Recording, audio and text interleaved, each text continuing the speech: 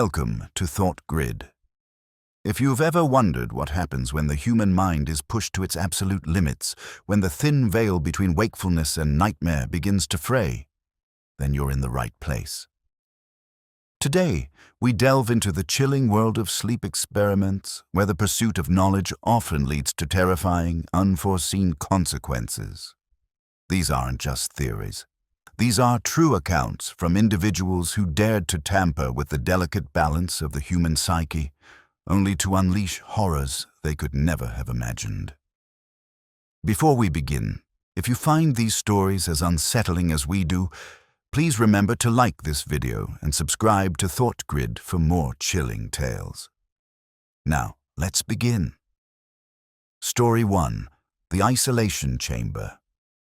This first disturbing account comes from a declassified research paper detailing an experiment conducted in the late 1970s at a remote, undisclosed facility.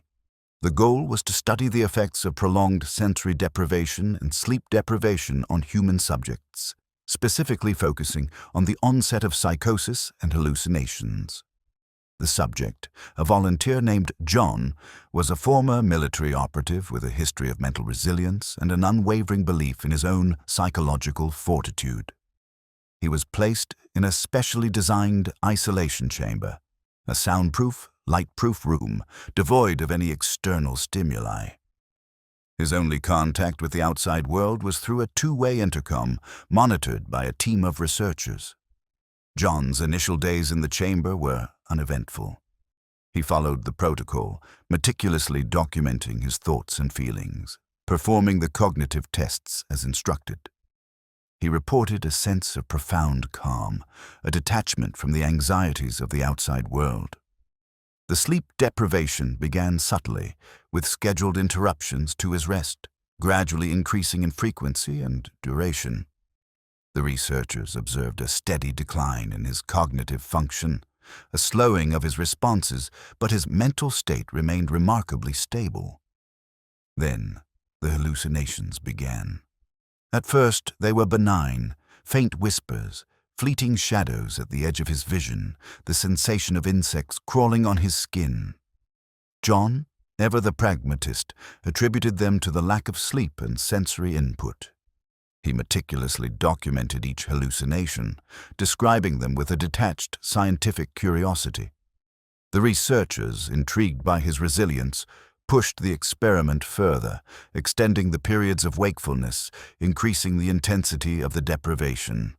As the days bled into weeks, the hallucinations grew more vivid, more sinister. The whispers became distinct voices, mocking him, taunting him, recounting his deepest fears and regrets. The shadows coalesced into grotesque figures, lurking in the corners of his vision, their eyes burning with malevolent intent. The crawling sensations intensified, becoming agonizing bites, sharp stings that left no physical mark, but inflicted unbearable pain. John's calm demeanor began to crack. His reports became erratic, filled with desperate pleas for the voices to stop, for the figures to disappear. The researchers, observing his rapid decline, considered terminating the experiment. But John, driven by an unyielding sense of duty, insisted on continuing. He believed he was close to a breakthrough, a deeper understanding of the human mind's breaking point. He started to describe a new phenomenon, a presence in the chamber with him, something unseen but undeniably real. He called it the observer. He claimed it was watching him, studying him, feeding on his fear and despair. The climax of John's ordeal occurred on the 28th day of the experiment. His voice on the intercom was hoarse, ragged, filled with a primal terror. He screamed that the observer was no longer content to merely watch. It was touching him, whispering directly into his ear, showing him visions of unspeakable horrors. He described a world where reality was a fragile illusion, where sanity was a fleeting concept, and where the true nature of existence was a cosmic joke played by malevolent entities. He begged the researchers to let him out, to save him from the observer, but his pleas were punctuated by chilling laughter, not his own. When the researchers finally entered the chamber, they found John huddled in a corner, his body trembling uncontrollably. His eyes were wide, bloodshot, staring at something unseen. He was muttering incoherently, his words a jumble of scientific jargon and terrified pleas. He was covered in self-inflicted wounds, deep scratches and bites that he had inflicted upon himself in a desperate attempt to escape the unseen tormentor. He was no longer the resilient, pragmatic man they had known. He was a shattered shell, his mind irrevocably broken. John was immediately hospitalized and placed under psychiatric care. He never recovered. He spent the remainder of his life in a catatonic state, occasionally muttering about the observer, about the horrors it had shown him. The research paper was eventually declassified, but the full details of John's descent into madness were heavily redacted. The isolation chamber was dismantled, and the experiment was never replicated. The researchers involved in the experiment were deeply affected by John's case. Some left the field entirely, haunted by the ethical implications of their work. Others continued their research, but with a newfound caution, a chilling understanding that some doors, once opened, can never truly be closed. The story of John and the Observer serves as a stark warning. When you delve into the depths of the human mind, you might find that you're not just studying its limits, but unleashing horrors that were never meant to be seen, and inviting entities that were never meant to be known. Be known. And sometimes, the pursuit of knowledge comes at a price far greater than any scientific breakthrough. Story 2. The Dream Weaver. Our second chilling account takes us to a clandestine research facility in the early 2000s, where a team of neuroscientists was attempting to unlock the secrets of lucid dreaming and dream manipulation.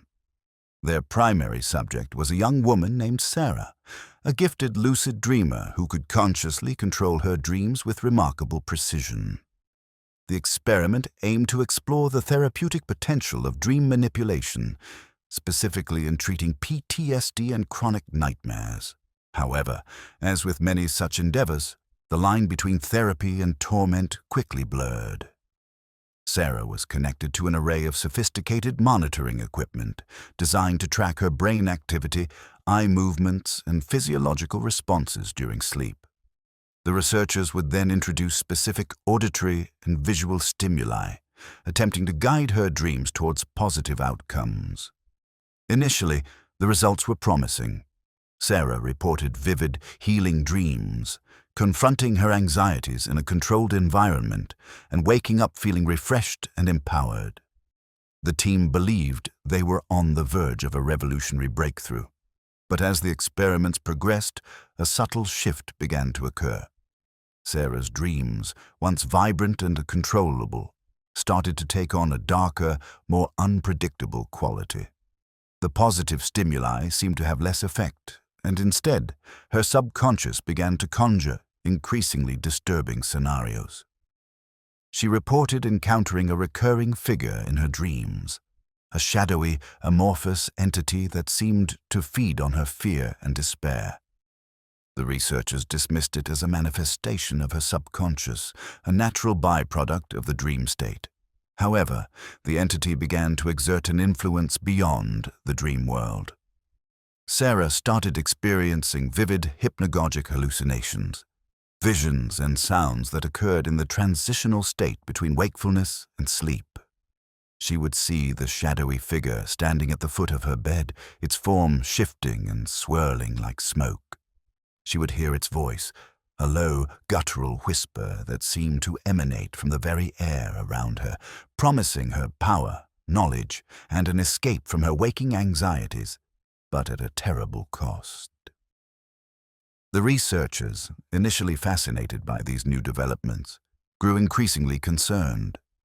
Sarah's waking personality began to change. She became withdrawn, irritable, and prone to sudden, violent outbursts. Her once sharp mind became clouded, her thoughts fragmented. She started to speak in riddles, referencing events and entities that had no basis in reality. The lines between her dreams and her waking life began to dissolve. creating a terrifying tapestry of confusion and paranoia. One night, during a particularly intense dream manipulation session, Sarah's brain activity spiked dramatically. Her heart rate soared, and her body convulsed violently. The researchers rushed to disconnect her, but before they could, Sarah let out a blood-curdling scream, sound of pure, unadulterated terror that echoed through the sterile laboratory. When she finally awoke, she was no longer the Sarah they knew. Her eyes were wide, vacant, and filled with an ancient, malevolent intelligence. Her voice, when she spoke, was not her own, but a deep, resonant growl that seemed to come from multiple sources at once. The entity that had haunted her dreams had found a way to cross over, to possess her waking body. It spoke through her, revealing chilling details about the true nature of dreams, about the unseen entities that feed on human consciousness, and about the fragile barrier that separates our world from theirs. It claimed to be a dream weaver, an ancient entity that had been guiding Sarah's dreams, slowly eroding her defenses, preparing her for its ultimate takeover. It reveled in her terror, in the fear of the researchers, and promised to unleash its brethren upon the waking world.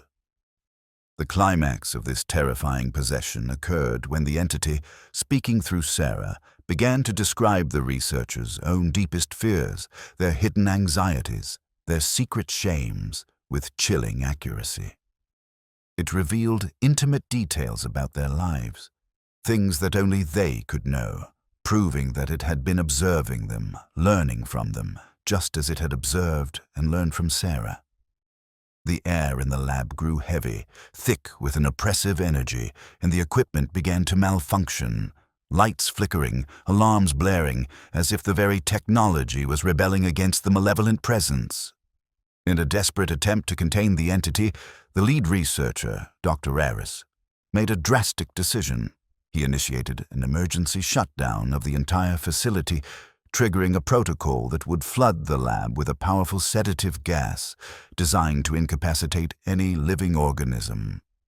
He knew it was a risk, that it might kill Sarah, but he believed it was the only way to prevent the entity from escaping and wreaking havoc upon the world.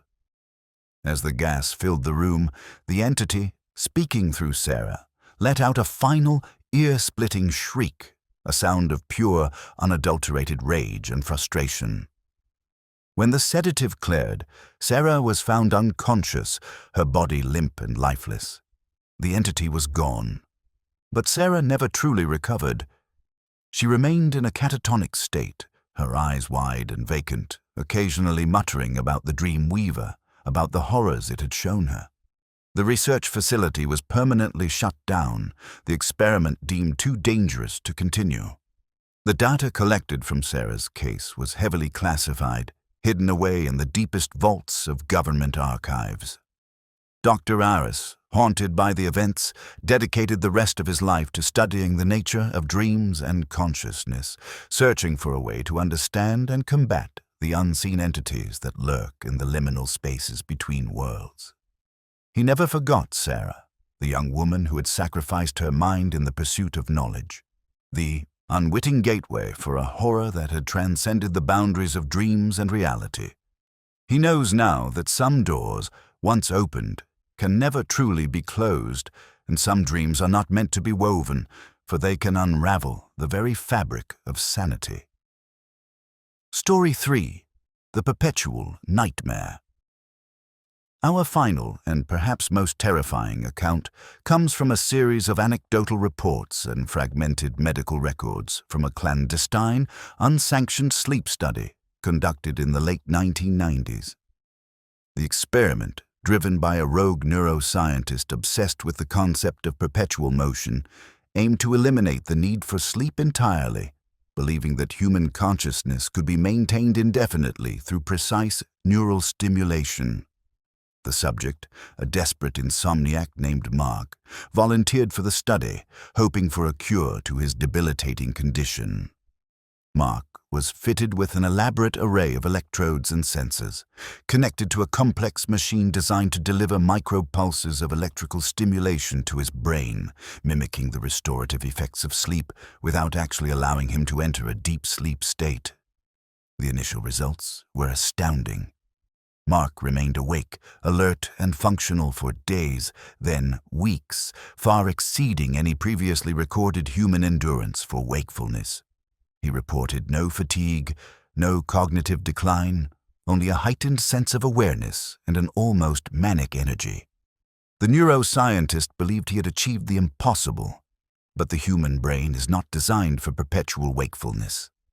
As the experiment progressed, Mark began to experience subtle, then profound shifts in his perception of reality.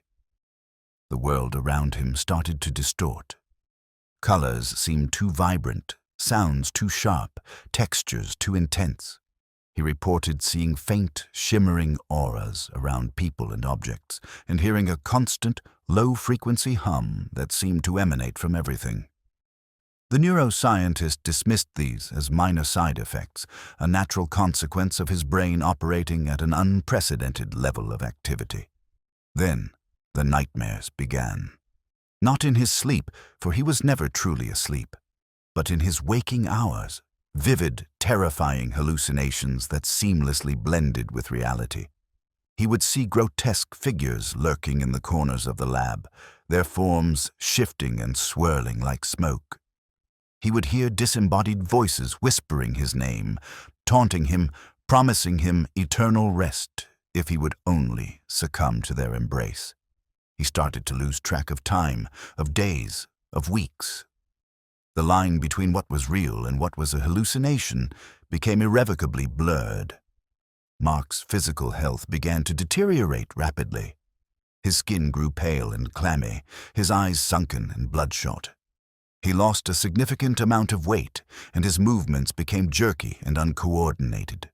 Despite the constant neural stimulation, his brain was screaming for rest, for the natural restorative processes of sleep.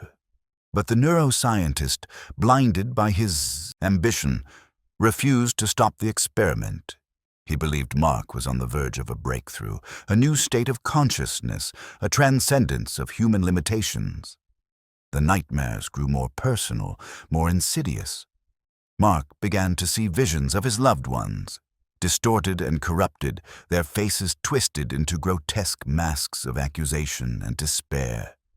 They blamed him for his choices, for his pursuit of an unnatural existence, for abandoning them in his quest for perpetual wakefulness. He would scream at them, beg them to leave him alone, but they would only laugh, their voices echoing with a chilling, hollow sound.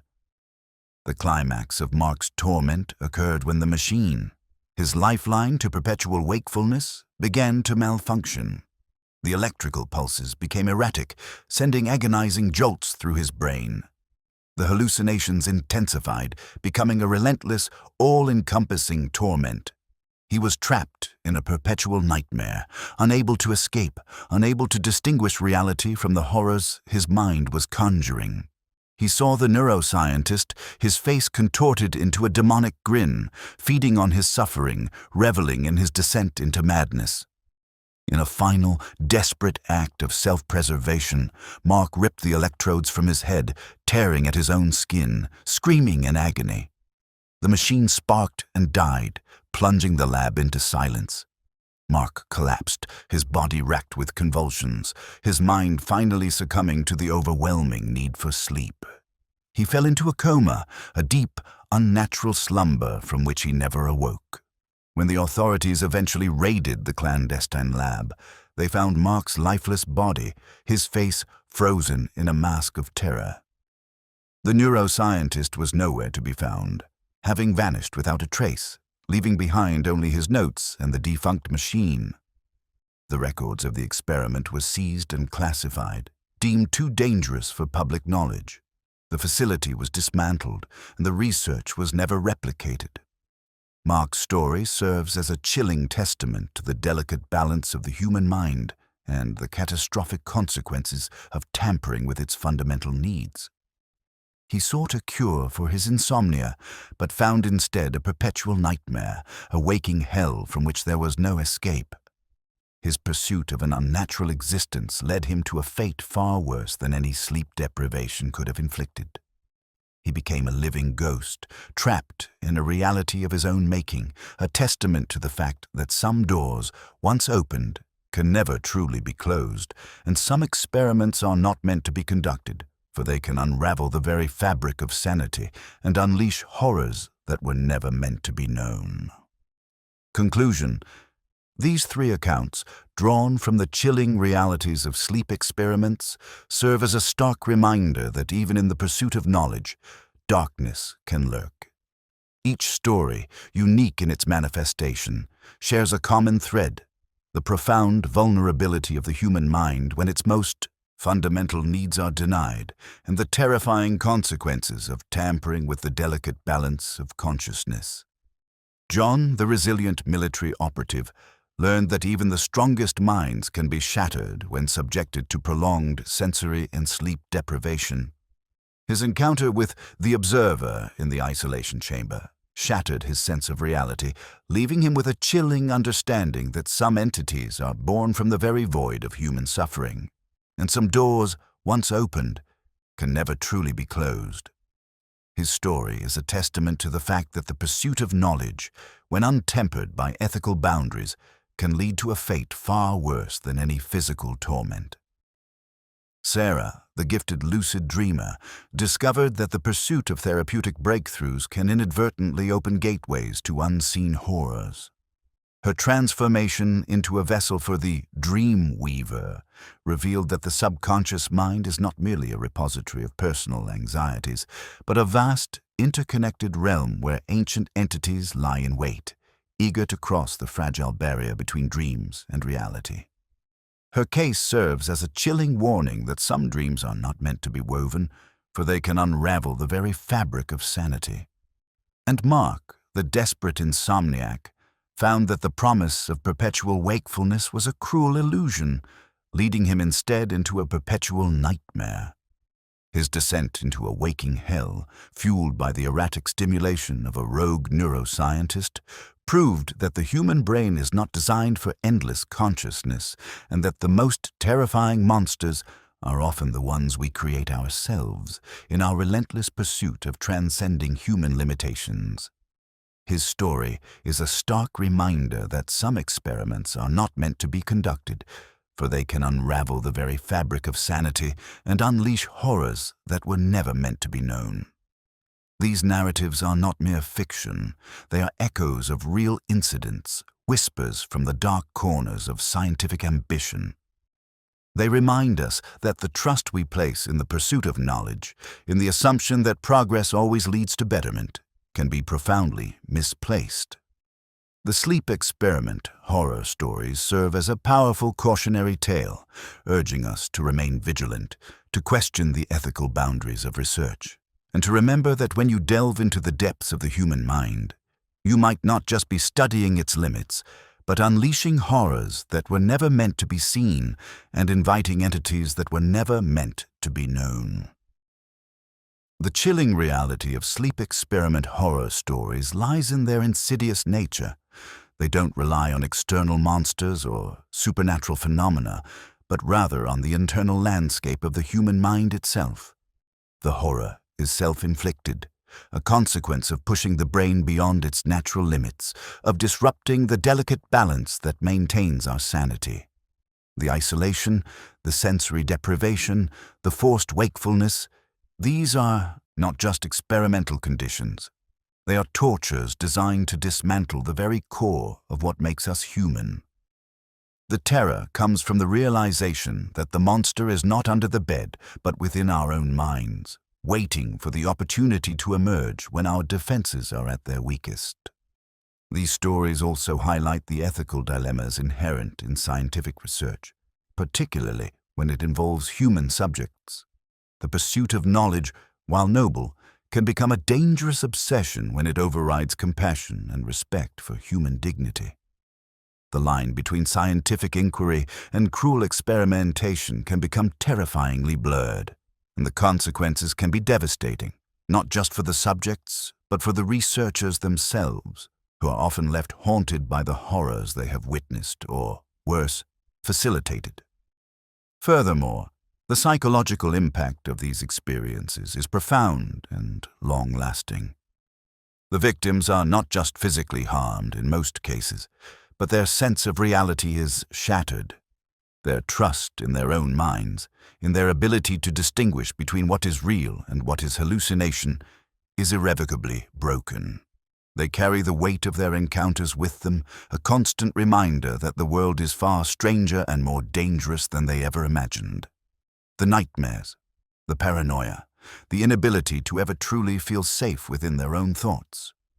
These are the true scars of a sleep experiment gone horribly wrong. These narratives, while disturbing, serve a purpose beyond mere entertainment. They are cautionary tales, echoing the primal fears of losing control, of succumbing to madness, and of the unknown horrors that lie dormant within our own consciousness. The subjects, seeking answers or relief, become proxies for the audience, experiencing the gradual erosion of sanity and the terrifying realization that some secrets are best left buried. The psychological impact is profound, leaving the victims forever altered, their sense of security irrevocably shattered. The stories are not just about what happened, but about the lingering dread, the constant vigilance, and the chilling knowledge that the comfort of sleep can, in an instant, become a stage for terror. Ultimately, these stories are a testament to the fact that horror doesn't always need a supernatural explanation.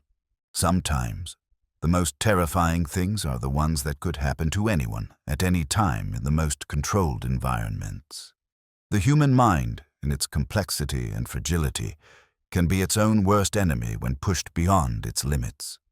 And the chilling truth is, once you've seen what lurks beneath the surface of consciousness, you can never truly feel safe again. The echoes of these real incidents serve as a stark warning. When you tamper with the delicate balance of sleep, you're not just conducting an experiment. You're potentially opening yourself up to a reality far more disturbing than any fiction. A reality where the line between sanity and madness blurs, and where the most terrifying monsters are not always the ones with teeth and claws, but the ones that reside within, waiting patiently for their next victim.